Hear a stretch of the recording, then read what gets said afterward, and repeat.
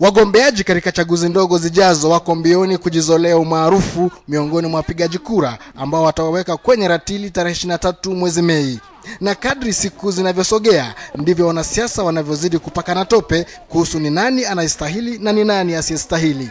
Dada yangu anasema kwamba mchagueni huyu kwa sababu ni kijana na wale wanapambana naye ni wazee. Maana mimi ni rika yake. Maana yake yeye pia amekuwa mzee, hawezi kuwa rais yetu.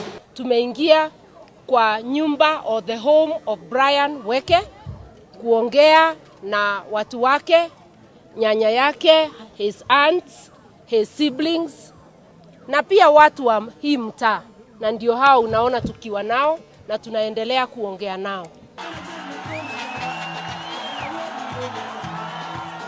Katika eneo hilo la Kamkunji vile chama cha ODM kilinoa makali yake kwa kumpigia debe mgombeaji wao katika misururu ya kampeni iliyoongozwa na kiongozi wa chama hicho, Waziri Mkuu Raila Odinga.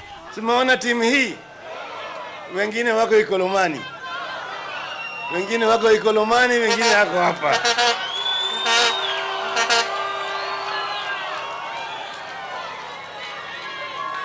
Sasa mchujo tutacheza hapa Kamkunji, lakini kabla mimi sijaonyesha nyinyi vile tutacheza, manake hii Joni nimempatia namba 9.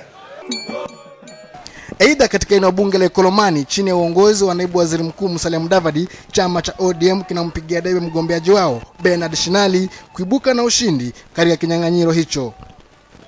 Kutoka Shituhu, Amurioto, Atema, Shinali, Shitama na nani mwingine, Muhono na Habuchi wako kitu.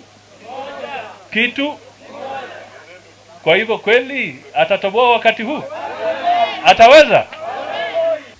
Hii ndio ishara kuonyesha Kenya yote ya kwamba 2012 wana Kenya hawataki mchezo tena, na itatokea hapa Ikolomani. ODM iliwashutumu wapinzani wao kwa kukosa kuwajibika walipopewa nafasi ya uongozi. Boni Halwale anayepeperusha bendera ya New Ford Kenya alipigwa jeki na wabunge wa chama hicho kutetea kiti alichonyang'anywa kupitia uamuzi wa mahakama. Na yetu ni kuwaomba watu wa Ikolomani, ninyi mmetupa ndume ambayo imebadilisha Kenya hii, ambaye yeye ni adui wa wafisadi.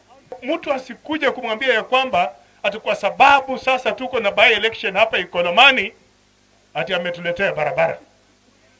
Hiyo barabara Boni amepigana na hiyo barabara kwa bunge kwa muda wa miaka 8 sasa. Ndio wanakuja kuitengeneza. Ni bayana kuwa chaguzi hizi zitatoa mwelekeo wa siasa za mwaka 2012 huku vigogo wakipimana nguvu kutumia fursa hii. Johana Chacha, KTN leo Jumapili.